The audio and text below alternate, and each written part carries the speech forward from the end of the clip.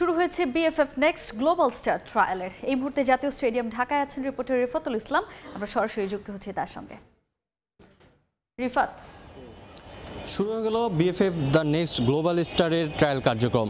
সকাল থেকেই জাতীয় স্টেডিয়ামে কিন্তু এই প্রবাসী যারা ফুটবলার বিদেশ থেকে বাংলাদেশে এই ট্রায়ালে অংশ নিয়েছেন তাদের কিন্তু মোটামুটি একটা প্রথম সেশন শেষ হয়েছে।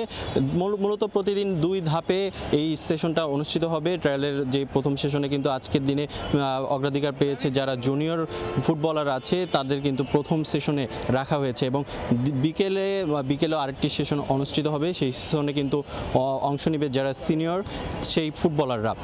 মূলত আজকের দিনে সকালবেলা প্রায় 20 জনের বেশি ফুটবলার কিন্তু এই ট্রায়ালে অংশ নিয়েছে এবং এই জাতীয় স্টেডিয়ামের মাঠে কিন্তু তারা প্রথমবারের মতো তাদের ফুটবল নিয়ে নেমে পড়েছে এবং এখান থেকে কিন্তু ভবিষ্যতে দেশের ফুটবলের পাইপলাইনকে সমৃদ্ধ করার একটা প্রত্যাশা কিন্তু করছে বাফুফে।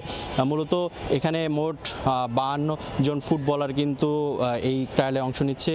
গতকাল প্রায় অনেক প্লেয়ারই এখানে রেজিস্ট্রেশন করেছে, কিন্তু কিছু প্লেয়ার কিন্তু রেজিস্ট্রেশন করতে পারেনি কারণ তারা ফ্লাইট ডিলের কারণে কিন্তু তারা গতকাল এখানে অনুশীলন কিন্তু যেই ওরিয়েন্টেশন যেই ছিল বাফুফের সেখানে কিন্তু অংশগ্রহণ করতে পারেনি। তবে এখন পর্যন্ত যারা ছিল না গতকাল রেজিস্ট্রেশনে তারা কিন্তু ইতিমধ্যে হোটেলে উঠেছে এবং ট্রায়াল কার্যক্রমে বাকি যেই আজকের পরবর্তী যেই সেশন আছে সেখানে কিন্তু অংশগ্রহণ করবে।